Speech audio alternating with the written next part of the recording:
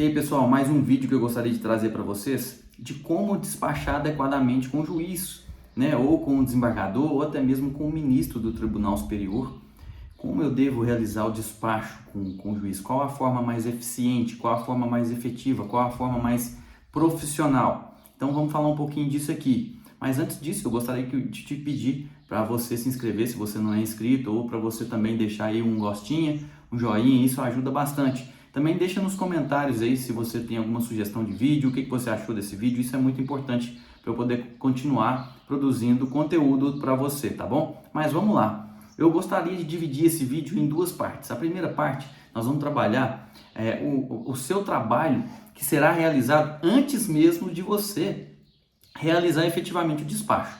E o segundo vídeo, aí sim, nós vamos abordar o fato de você estar lá conversando com o magistrado, conversando com o desembargador, conversando com o ministro, tá bom? Então vamos lá, eu fiz até uma colinha aqui para facilitar. Olha só, primeira dica, a dica mais óbvia, conheça profundamente o processo.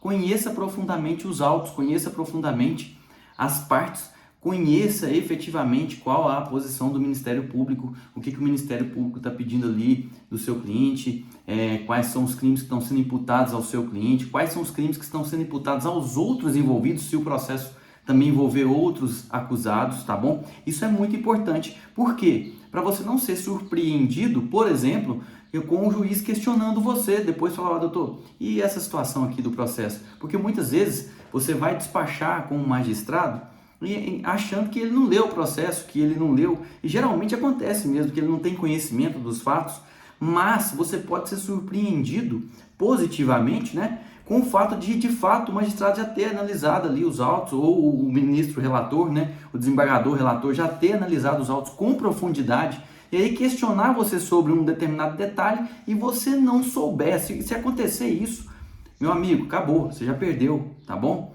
Então a sua credibilidade depende disso. Então estude minuciosamente os autos, tá bom? Destaque as partes mais interessantes, as partes mais importantes, para você não ser surpreendido com alguma pergunta do magistrado, alguma pergunta ali do desembargador, que vai te deixar numa situação embaraçosa. Se ele perceber que você de fato desconhece essa situação, desconhece esse detalhe, você vai perder muita credibilidade, tá certo? Então prepare-se muito bem antes de despachar com o desembargador, com o ministro, com o juiz, tá certo? Preparação é a palavra. Segunda dica, conheça o posicionamento daquele magistrado, daquele desembargador, daquele ministro sobre aquela determinada demanda que você está ali levando a ele, tá bom? Conheça o posicionamento daquela turma que ele faz parte, se eventualmente for um desembargador, né, for um ministro de um tribunal superior. Conheça, pesquise, tá bom? Verifique. Isso é para você confrontá-lo? Não, de maneira alguma, tá certo? De forma alguma.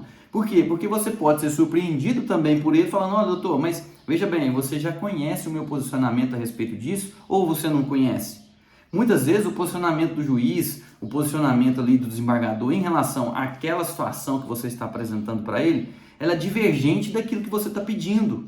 Mas você conhecendo os fundamentos, conhecendo os argumentos que aquele desembargador, aquele magistrado, ele utiliza para rechaçar aquela sua tese, você pode ali afirmar, inclusive se adiantar ao magistrado, falar, doutor, muito embora eu conheça e respeite profundamente a posição de Vossa Excelência em relação a essa situação, eu creio que nesse caso merece uma análise mais aprofundada, mais detalhada, devido às circunstâncias, às condições em que os fatos ocorreram, você está me entendendo? Você já vai se adiantar, tá bom? Isso vai demonstrar também um respeito ao magistrado, vai demonstrar também que você de fato é um profissional eficiente, um profissional que realmente zela pelo seu cliente. Ele vai observar e falar, olha, o cara até estudou já o meu posicionamento, o posicionamento da nossa turma, da turma pela qual eu faço parte, né? Isso vai gerar uma credibilidade para você, então não se esqueça, isso é muito importante, tá bom? Deixe claro para ele que você de fato já conhece a posição dele, se você puder já até se adiante. Então,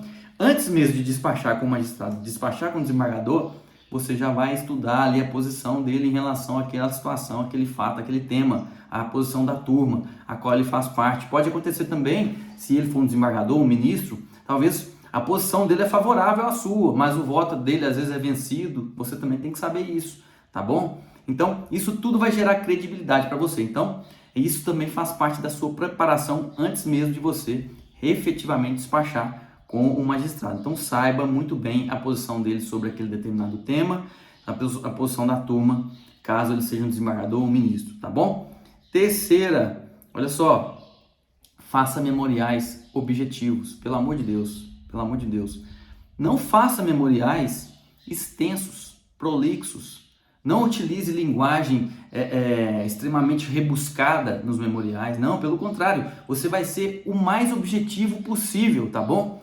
Você vai direto ao ponto, tá bom? Você vai destacar os pontos principais. No máximo ali dos memoriais, eu particularmente, eu faço memoriais de 2 laudas, no máximo. Tá certo? É claro que existem situações que exigem uma complexidade muito maior, um raciocínio mais complexo, então você vai precisar de mais páginas ali. Mas tenha certeza, se você passar de 5, 10 páginas, não vai ser lido, não vai ser lido. Além disso, veja bem, já aconteceu comigo, tá bom, pessoal? Já aconteceu comigo, é uma situação muito embaraçosa. Você chega com os memoriais, o ministro ali bate o olho, o desembargador bate o olho e fala, pô, você está falando aqui a mesma coisa que você falou lá na petição. Já li sua petição, não precisa trazer memoriais. Olha só que situação desagradável, não é? Então preste bem atenção nisso. Faça memoriais extremamente objetivos, simples, tá bom? Resumidos, tá certo? Vá direto ao ponto. Nada de realizar ali, de fazer memoriais ali muito extensos, complexos, citar ali, fazer citações, nada disso, tá bom? Nos memoriais. Objetivo. Parágrafos de 3 ou 4 linhas no máximo. Separa ali por tópicos, faça os tópicos corretamente, tá certo? Isso também vai fazer parte da sua preparação para você comparecer até o gabinete ali do magistrado, comparecer ao gabinete do desembargador e realizar o seu despacho. E a última dica desse vídeo é um agendamento. Se você puder, ligue e faça um agendamento, né, com o pessoal do gabinete, se for possível, né? Claro que existem situações que são emergenciais, não é possível. Mas, se for possível, faça um agendamento. Por quê? Porque o magistrado ele vai tirar ali um tempo específico para você. Ele já vai saber que ele vai receber você. Muitas vezes acontece que você ali, no afã ali de tentar resolver o problema do seu cliente, você espera ali um magistrado terminar uma audiência e já vai lá para o gabinete. Às vezes ele está com a cabeça quente ali, ele está nervoso porque a audiência foi difícil, foi tumultuada. Você pega ele de surpresa, né? Isso é desagradável, é ruim. Se ele tiver num dia ruim, pode ser que ele não esperava por isso, ele nem queria te atender, então ele vai ali, não vai te dar a atenção adequada, tá bom? Então se você puder realizar o agendamento com antecedência, ele já vai ter a certeza, o desembargador, o magistrado, o ministro, ele já vai saber, olha, esse horário aqui eu tenho que separar porque eu vou atender lá o doutor está me esperando ali, eu tenho que atender ele, já foi combinado com antecedência, tá bom? Então, mais um detalhe interessante e importante para você verificar, tá certo? Essas são as dicas de preparação antes mesmo de você realizar o despacho com o magistrado, com o desembargador, com o ministro, tá certo? No próximo vídeo nós vamos falar aí do despacho efetivamente, de como você vai lidar nessa situação, trabalhando ali de fato, diretamente com o magistrado, tá certo? É isso aí, espero que você tenha gostado. Se você gostou, não se esqueça de deixar seu like. Um abraço e até a próxima.